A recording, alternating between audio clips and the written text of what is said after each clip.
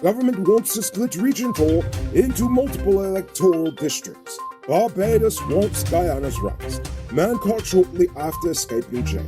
And out-of-touch minister doesn't understand tourism.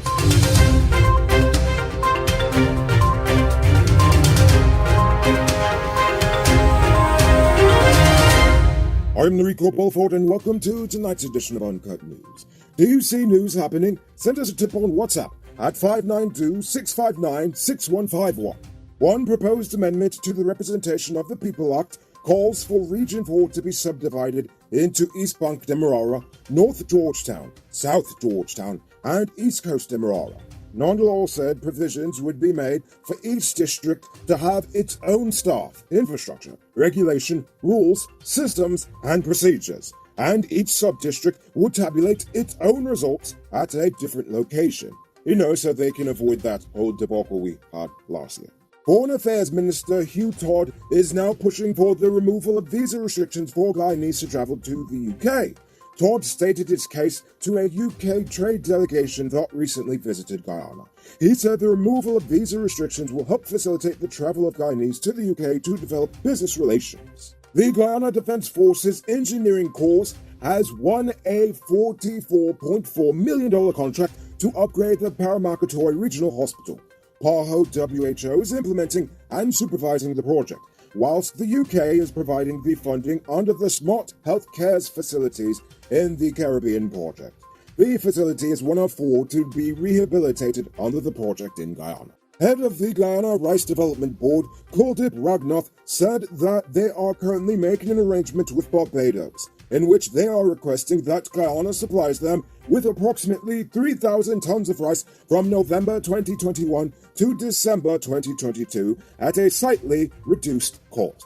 Barbados is making the arrangement out of a need to ensure a steady supply of rice. Now it's time to tell you about Best Buy's car of the day. Currently on sale is this 2016 BMW X1. It comes with iDrive, Bluetooth, mug rims, new tires, TV, CD, DVD, stereo, reverse camera, rear spoiler, and much, much more. Buy cash for $6.5 million. Or pay down as low as $1.3 million with around $125,000 monthly for 5 years, and it's yours. Call or WhatsApp 662-0844 for more info. Or visit their showrooms at Oct 171 Peterborough Street, Queenstown, or Lot 2 Lama Street, and tell them Rico sent you for this sweet deal. On Wednesday, 31-year-old labourer Royan Singh admitted to chopping his neighbour Chris Balkaran with a cutlass in Kitty, Georgetown. He claimed the attack was in self-defence. Balkaran was present, and he told the court that the man chopped him in the head and broke his fingers with the cutlass. Singh was sentenced to 3 years imprisonment. The police busted 3 men with marijuana in their vehicle right outside the Ministry of Health in Georgetown today. A search was conducted on the vehicle, and 28 parcels were found in the back seats and in the trunk of the car. It weighed 13.68 kilos in total. 20-year-old armed robbery convict Shamar Prince bolted out of the front gates of the Lusignan prison on Wednesday morning, only to be recaptured about 6 miles away in Annandale Village. The prison service says that he ran out of the gates right as a service truck was entering the compound. So, you hope to never have to replace the parts on your truck, right? Well, keep dreaming, because things will break.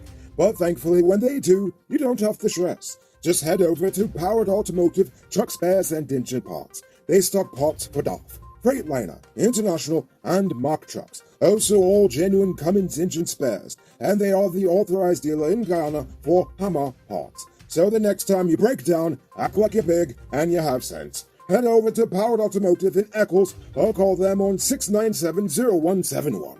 It's now time for today's Run Report. Today, the nation recorded 134 new cases. There are now 952 persons dead, 16 in the ICU, 2,317 in home isolation.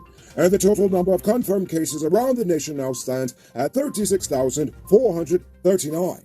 So please, people, wash your hands frequently, avoid touching your nose and mouth and mask up before you leave the house.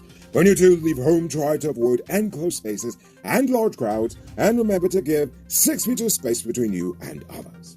Now, as for the vaccines, today 388,444, or 75.7% of adults, have received their first dose, and 255,650, or 49.8%, are fully vaccinated. As for the adolescents, 28,045, or 38.5%, have received their first dose, and 19,138, or 26.2%, are fully vaccinated. Today, 26-year-old gold miner Kurt Cimarron was remanded to prison for the murder of 38-year-old Andre Collison, also known as DJ Choppy. Cimarron was not required to enter a plea to the indictable charge. Cimarron will make his next court appearance December 3rd. You can multiply your cash by selling Digicel Top-Up. This is a legit way you can earn some extra money at your business or to supplement your existing side hustle. Become a top-up vendor quick and easy through Cellular Plus. Call them on 685-3109 for more info. And now for our stupid news of the day. This one is a long one, but it needs to be said. Do you know what I think is stupid? It's November, and that means it's the month when the government of the day pretends to give a crap about tourism, while subsequently whining about how poorly the industry performs. In this case, I'm talking about Minister Waldron's recent comments about tourism. She doesn't see why so many Guyanese go on vacations overseas when most local tourism packages are less than $200. She then complained about how little Guyanese value their home when foreigners come from around the world over to visit. All I can say is that she clearly has no idea what life is like for the average Guyanese. There is only a tiny population of Guyanese who can take vacations for pure leisure. Many of those who are fortunate enough to get a visa usually get some assistance from their family abroad, or they work or trade for the whole time they are in the US, meaning that a trip to New York City for many Guyanese travelers means visiting family that you often haven't seen in decades. They send you back with enough stuff in the barrel that your trip is actually a net profit to you. Now, that doesn't happen when you go to a Dells Resort or Lake Mainstay, which now brings me to my second point. It is nonsense for Guyana to even try to make tourism cheap. Many things affect a product's price, but you can basically agree that things are made cheap if they are either low quality or mass-produced or a combination of the two.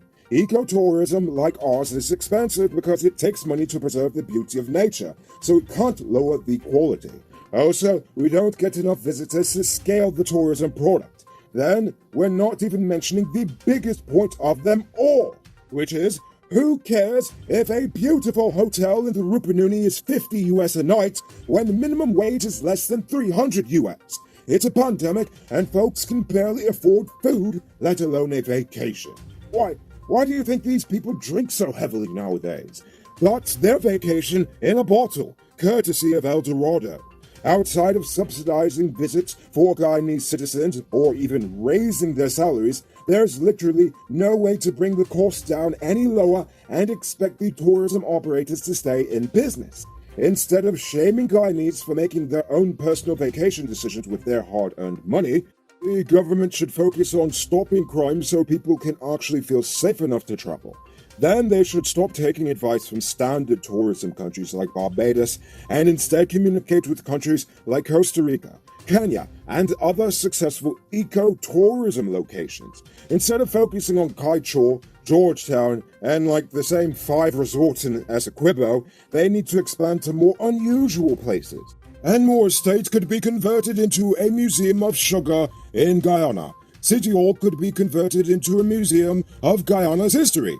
The list of possible attractions is endless. I could go on, but all I'm trying to say is that this requires a fundamental rethinking of how we do tourism in this country, and refusing not to do so is pretty stupid. Moving on to Uncut News Views Poll Question of the Day. Every day we pose a question about current events in the nation, the region, the diaspora, and how you feel it relates to us. So you give your responses in the comments and we'll read the best ones in the following episode.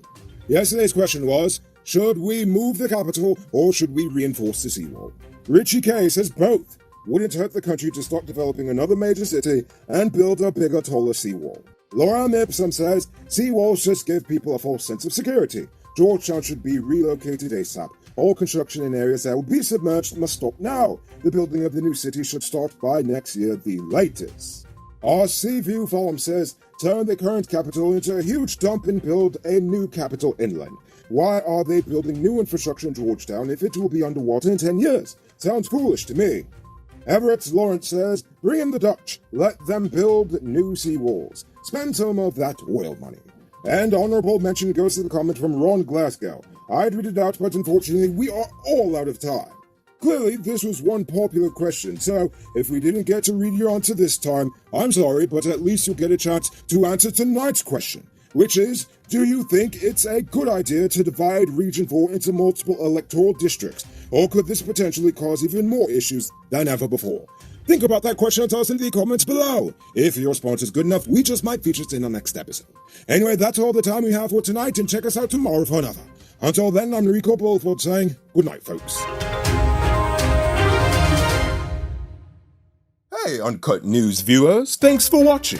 You can subscribe by clicking on this button over here, or click over there for more news. You can also drop a comment to let me know if you've made it to the end of the video. Goodbye for now.